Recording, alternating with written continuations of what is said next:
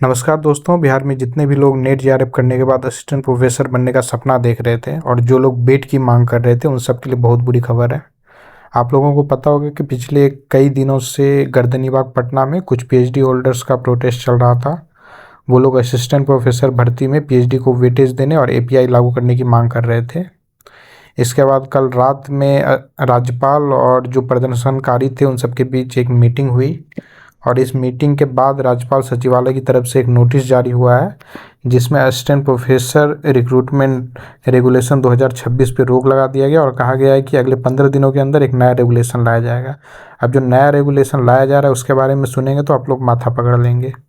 अब जो इन लोगों को लिखित में एश्योरेंस दिया गया है प्रेस नोटिस में कि नए रेगुलेशन में एमसीक्यू बेस्ड परीक्षा होगा और उसमें एपीआई स्कोर जोड़ के फिर मेरिट लिस्ट तैयार होगा।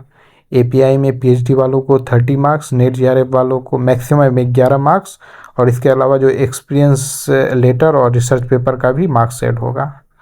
तो दोस्तों, आज के समय में परीक्षा के अंदर जिस तरह का कंपटीशन है उसमें बहुत सारे स्टूडेंट हैं जो कि 1-2 मार्क्स से मेरिट लिस्ट से बाहर हो जाते हैं।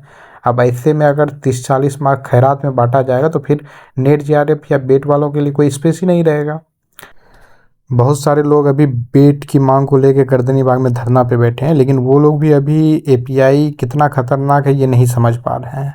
अगर कोई बेट अभ्यर्थी मेरा वीडियो देख रहे हैं तो हम आपको बता रहे हैं कि आप सब भी एपीआई लागू नहीं करने के लिए मांग कीजिए, क्योंकि असिस्टेंट प्रोफेसर भर्ती से पहले बेट होना ही है, इसमें कोई इफ बट नहीं है।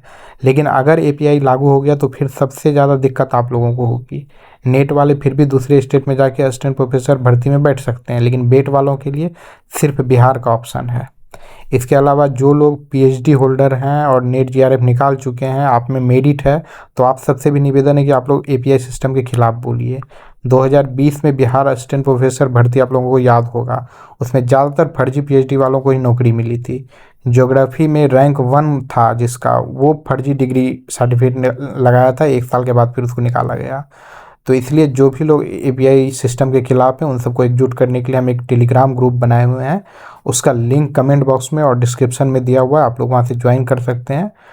एपीआई सिस्टम लागू ना हो इसके लिए हम लोग ग्रुप में चर्चा कर रहे हैं और अभी तत्काल में हम लोग गवर्नर को ईमेल कर रहे हैं और ईमेल का पूरा फॉर्मेट ग्रुप में पिन किया हुआ है।